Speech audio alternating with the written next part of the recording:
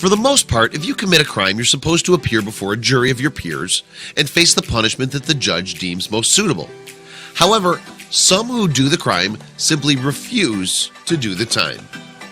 For these folks, this can mean appealing their cases in the courts, but others go a different route when they can't face the music.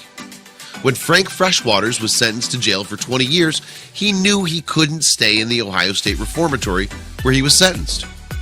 What he did to get out and what followed his escape would go down in history.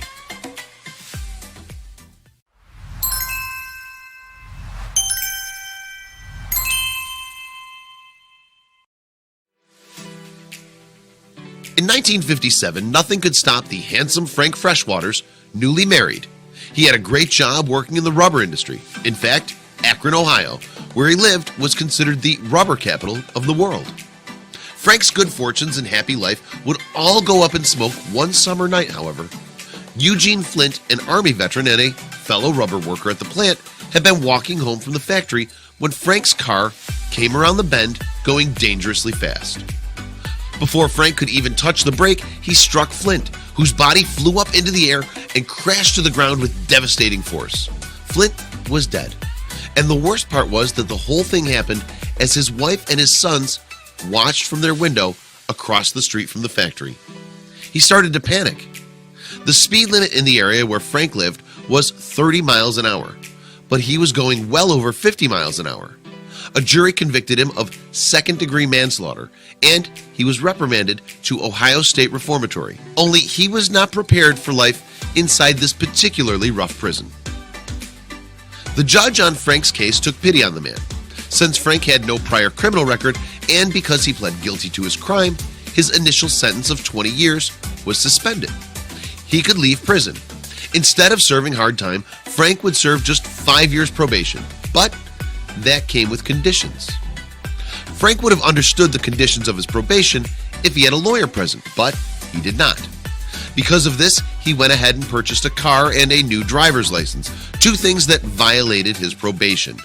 He also failed to report weekly to his probation officer and never paid Flint's widow the weekly restitution that was dictated by the court. Because he violated the terms of his probation, Frank was sent back to Ohio State Reformatory. It was a grim and dangerous place, especially for someone as baby-faced as Frank. He was locked up along with rapists, thieves, and other hardened criminals. The Mansfield, Ohio prison was home to the world's largest freestanding cell block. Frank wasn't even 6 feet tall and weighed just 150 pounds. As soon as he saw his cell, he knew that he was in for a very rough ride. The prison, while huge, was also very overpopulated. It smelled terrible. Rats and roaches ran rampant, and the men who were kept inside the prison were loud, violent, and often remained horribly dirty rather than risk the dangers of prison showers. Each prison cell in the facility was just 7 feet by 9 feet in size, which was not a lot of space when you consider the fact that each cell was designed for 2 inmates to share. A sink, a toilet, and a writing desk were the only pieces of furniture that they were allowed. Because of the type of crime Frank committed, he was only kept under medium security. This meant he could have a job at the prison, and he did, working daily inside of the prison hospital. Other than that, he kept to himself, desperate to keep a low profile and avoid trouble with the other inmates or the guards.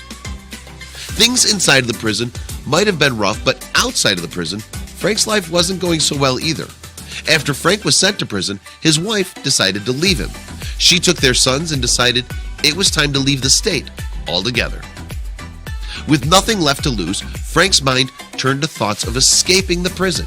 He knew that he didn't have it in him to wait several years, nor would he try to dig his way out of the prison under the cover of night.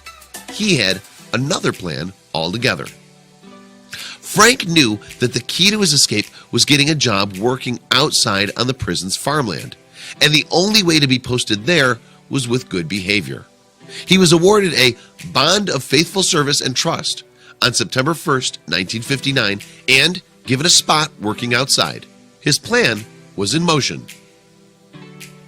After receiving this special bond, Frank was transferred to a facility 50 miles away from the reformatory. He was placed at the Sandusky Honor Camp, a place where inmates grew sustainable crops for the prison under less strict supervision. Frank didn't even wait a full 30 days before he made his escape.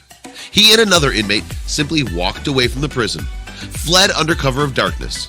The guards at Sandusky didn't realize the men were missing until they conducted their final head count that night.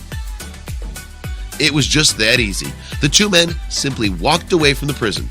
The man Frank escaped with had been arrested for burglary, but no one knew what happened to him once they left the prison.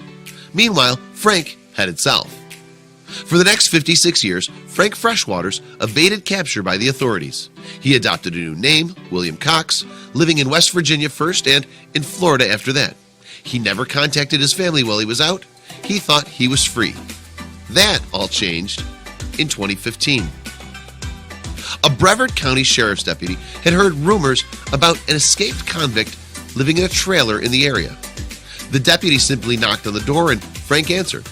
When Frank saw the deputy's badge, he knew he was done for. Although he had evaded capture for decades, Frank was ultimately granted parole. His lawyer argued that the man had lived a quiet life since he fled the prison and had never forgotten the day he took Flint's life. As for the Ohio State Reformatory, ironically, it would inspire a very famous story, the Shawshank Redemption. What Frank did was truly terrible, but there's no doubt that his story is compelling. Thank goodness he was finally caught and the truth was revealed.